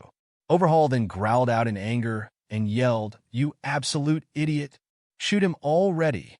Nemoto broke out of his stupor and raised his gun again, only for the gun and his hand to be broken by a wordless impact, which was then followed up with another one straight to his head, causing him to be slammed into the wall.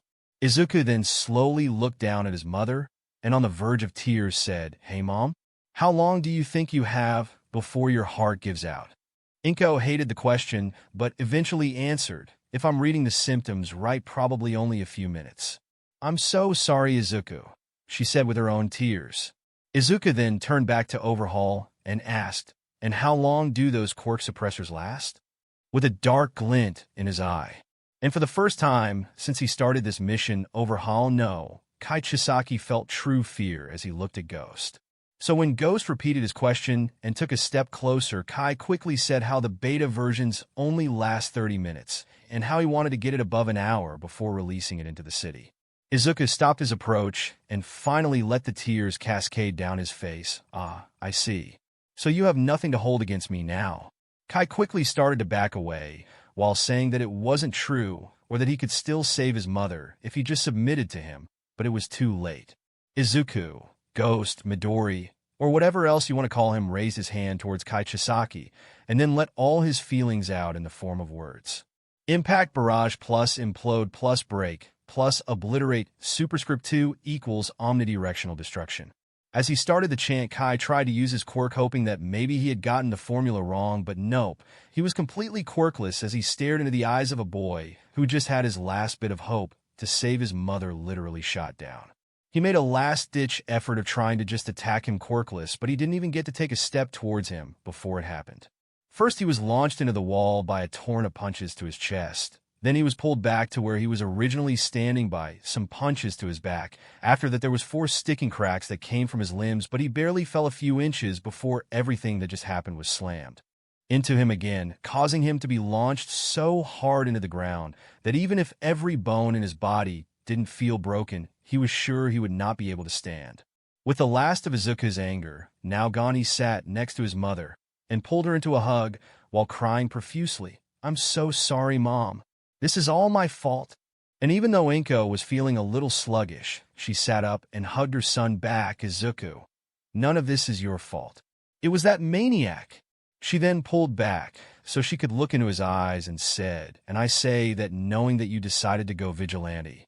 She tried to make it sound like a joke, but her attempt at a chuckle just caused searing pain to sting through her chest. Izuku pulled her back into a hug before saying, "Well, I should probably explain that. Hi, you better little boy." He pulled back from the hug once again and said, "I can't teleport. I can pause time. I just didn't tell you because I wanted to make sure you were supporting me and not just a quirk which basically makes me untouchable. But after about a month, I sort of forgot you didn't know," he said while awkwardly rubbing the back of his head. "I'll accept that for now, but please get to what made you think fighting criminals without any training was a good idea," replied Inko with another hiss of pain. "Well, mostly I just wanted to test the full potential of time pausing, but also technically, this was only my second real fight. seeing as how usually I just capture the criminals in pause time, so I haven't really been fighting anyone, well except for Muscular and these guys obviously. Inko rolled her eyes and said, "Semantics, Izuku. But I'm glad you were being as safe as possible." She let out a deep breath and her eyes fluttered shut for a few seconds until Izuku shook her back awake. "Sorry, turns out an out-of-sync heart makes you very tired."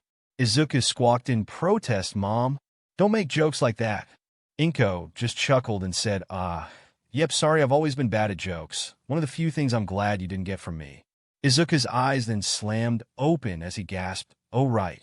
Speaking of Dad, did you know his real quirk was vibration absorption and redirection?" Apparently, that's how he got time pausing, and Izuku sort of gave up on the sentence last second as he got lost in his own thoughts. Inko was a little worried, so eventually she said, "I did not know he was hiding his real quirk, but what's got you lost in your thoughts?" Izuku then stood up and said, "I just forgot that Dad cheated on you and had another kid." Inko then shot up from where she was laying and yelled, "What?" But it was stopped halfway as Izuku paused time and quickly ran out of the room. He started searching the parts of the 8th floor he didn't go through until eventually he stopped at a door with a foggy window. It was locked, but Izuku didn't care as he proceeded to slam his fist into the doorknob 10 times and uttered a quick impact as he unpaused time. The doorknob was completely destroyed, which allowed Izuku to open the door and then pause time again since he had no time to waste with his mom. After that, he opened the door completely and walked into the room that obviously belonged to a little girl. He started searching around for his half-sister until eventually he found a little girl hiding under the bed. He didn't want to spook her, so instead of dragging her out, he stretched himself under the bed until he could tap her arm and unfreeze her. After unpausing her, he could have sworn he saw golden sparks of energy flow between them, but he couldn't really focus on it, as once she was unpaused, she flinched away from him and crawled further under the bed. "Oh, I'm sorry. I just needed to tap your arm to activate my quirk. Are you okay?" Izuku asked in a much calmer voice than how he really felt. But it had the intended effect as slowly but surely the little girl with white hair turned to face him, where he then gasped and said, "You have Dad's eyes."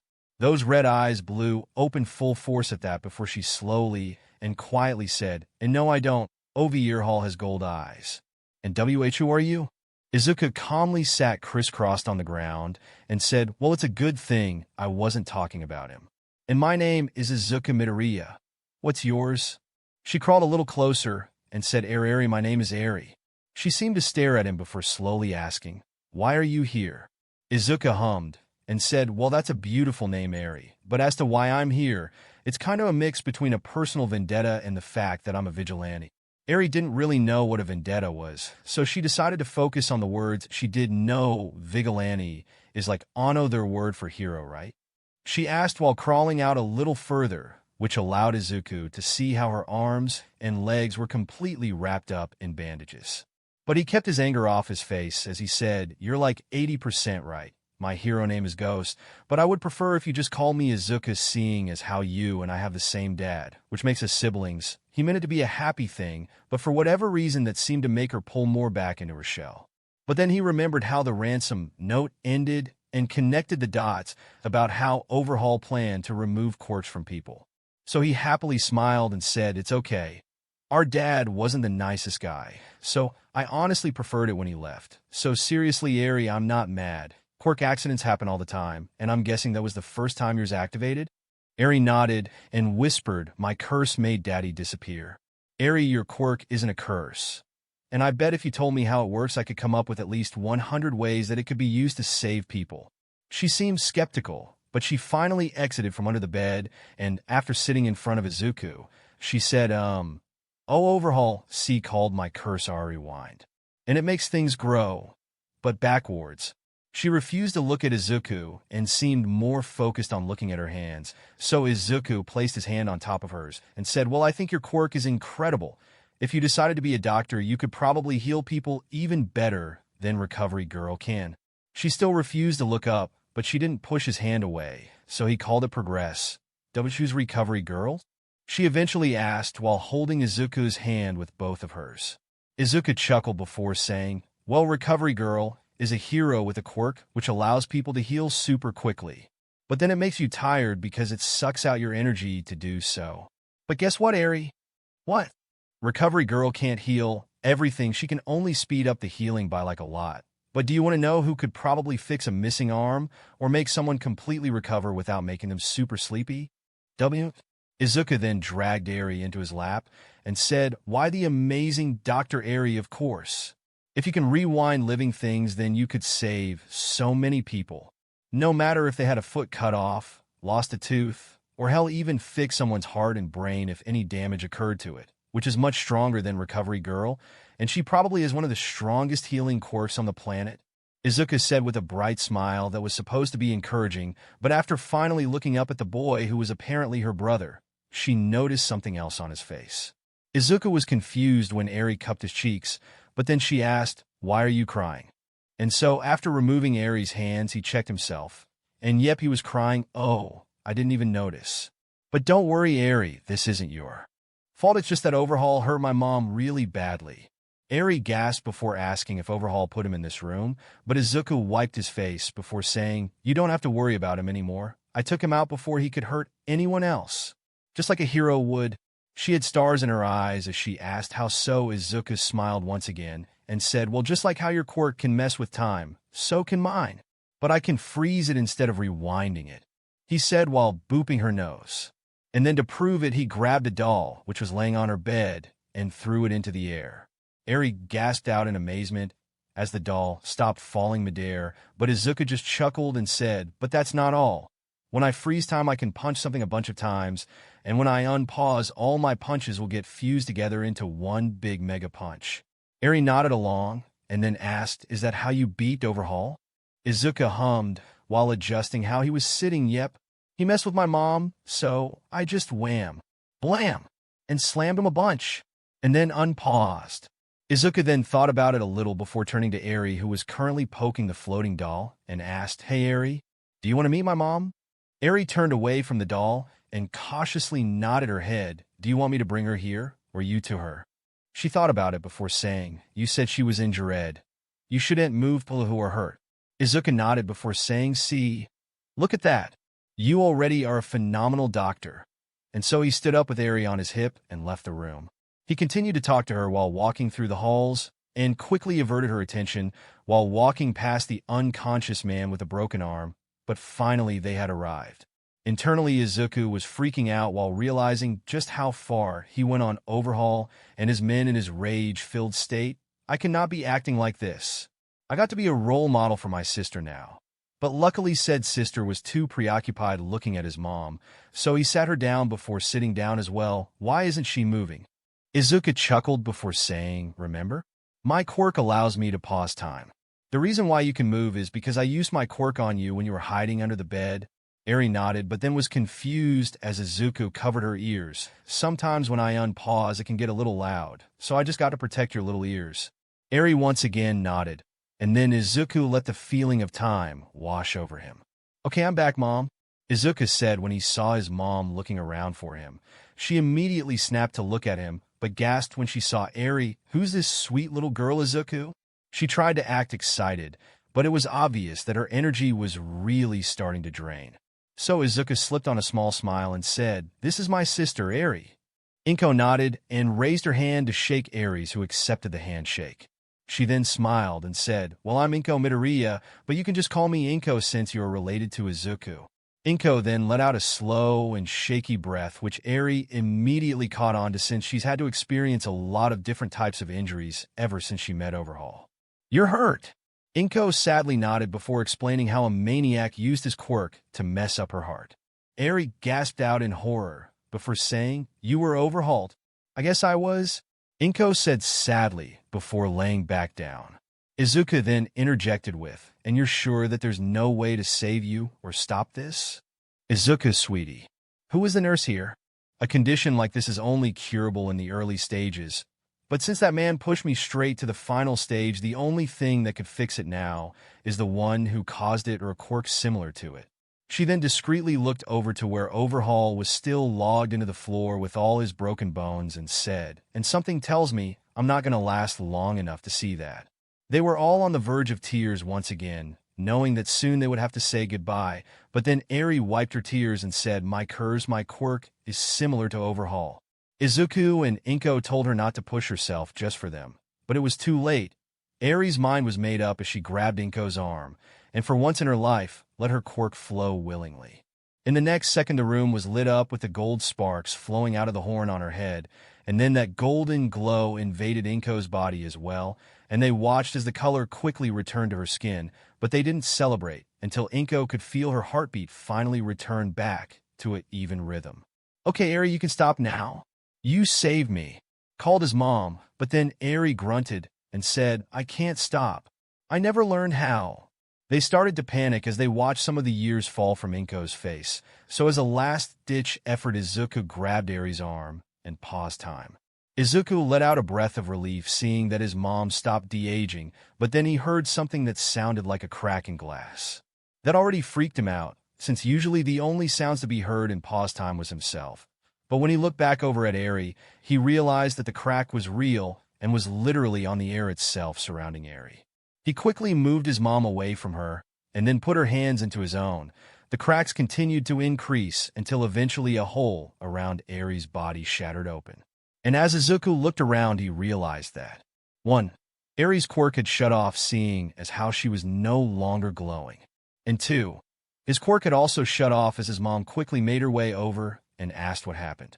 Izuku and Eri sorta just stared at each other, before eventually Izuku laughed out loud. Oh, that makes perfect sense. He flopped onto his back and started to laugh even louder. Inko and Eri were confused about everything that just happened until Izuku sat up and said, time cancels out time. When you lost control of your quirk, I try to pause it to help you. But since rewind was still in the middle of being activated during the pause, it started to rewind my quirk to before it was activated. Inko and Eri tilted their head in confusion, so Izuku tried to think of a simpler way of explaining it. Rewind makes time go backwards. My quirk makes time stop. So my quirk paused her time rewinding, and her quirk rewinded my time pausing, which effectively made them both cancel out and stop working. He mimicked the time cracking by bumping his hands together before opening them wide like an explosion. Inko and Eri, then in sync, went oh. They all chuckled at that, and Izuku started to go into a mumble storm about all the potential quirks which could have a similar effect on his Sir Night Eye, can see the future, which is a vector of time. So I wonder if you could break his predictions if you can just alter time in some way. Speaking of time, it's interconnected with space, so I wonder if access to one allows access to both. And if that's the case, then I should really check up on TH-. His mom started to laugh and interrupted him by saying, Izuku, you were scaring your sister with all that mumbling. But then Eri shook her head and said, no, I like Nichan's mumbles. Inko laughed again while muttering, oh no, now there's two of them. But she stopped as Izuku and herself finished processing what she said. In the next second, Izuku had teleported right in front of Eri and proceeded to pick her up and spin her around while saying, you called me Nichan. This totally makes up for everything else that happened today. No offense, Mom, he tacked on once he was done spinning Eri. But Inko just shook her head and proceeded to bring Izuku and his sis, both of her children, into a big hug. A few minutes later, and Izuku would eventually teleport his mom and sister to the exit of the compound, and while Eri seemed to enjoy the quick trip, his mom sent a knowing look at him. So he just uttered out a quick, sorry, Mom. I just don't really want you seeing exactly how angry I would get if someone ever threatened you. Or my adorable sister. He yelled out louder as he snatched said girl from his mother's arms and proceeded to spin with her again. She rolled her eyes, but eventually said, just make sure you didn't kill any of them, and I guess we'll call it even. Izuku handed Eri back over and said a quick, will do, before disappearing for almost half a minute.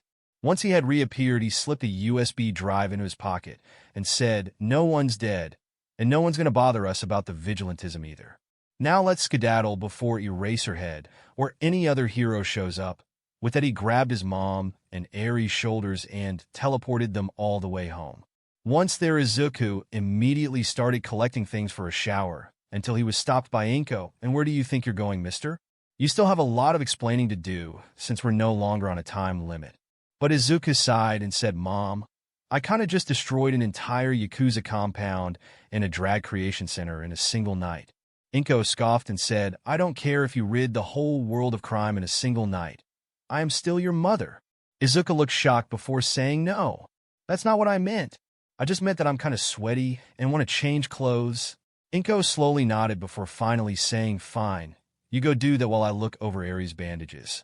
And so, as Izuku entered the bathroom and turned the shower on, he muttered something along the lines of, how come I felt more ready to confront an entire Yakuza than I do my own mother's? He started to strip out of his vigilante costume before saying, yep, my mom is definitely scarier, and then hopped into the shower. Back with Inko, she just got done checking over Eri's condition and rebandaging her arms and legs before looking through her closet for anything that would fit the 5-year-old. She sighed as she found something that would fit for now, but also knew that she would need to set up a whole bunch of appointments for Eri to officially join their family tomorrow. I died and came back to life, and yet I don't even get to have a break. What a world, she said with an eye roll. So with Izuku's 5-year-old All Might onesie in hand, she returned to the living room and helped Eri change into it. Sorry, I don't really have much else. Does it fit well? She asked while once again checking her new daughter over. But Eri just hummed and said yes, it's very fluff FY. Inko chuckled and said she was glad before heading into the kitchen to make some tea. Despite the fact that she was dying only a few minutes ago, she was now bustling with energy she hadn't felt in years. So she continued to busy herself while waiting for Izuku to finish cleaning up. Only when the water was done boiling did she actually notice the time. Wait a minute.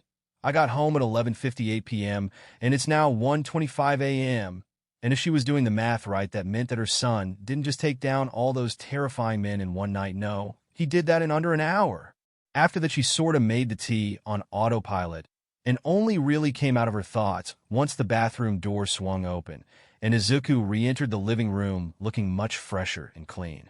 He then sort of just stared at his sister, who was currently messing with the bunny-like ears on the onesie before sighing and saying, I'm just going to ignore my slight hate for All Might, so I can enjoy how cute you are.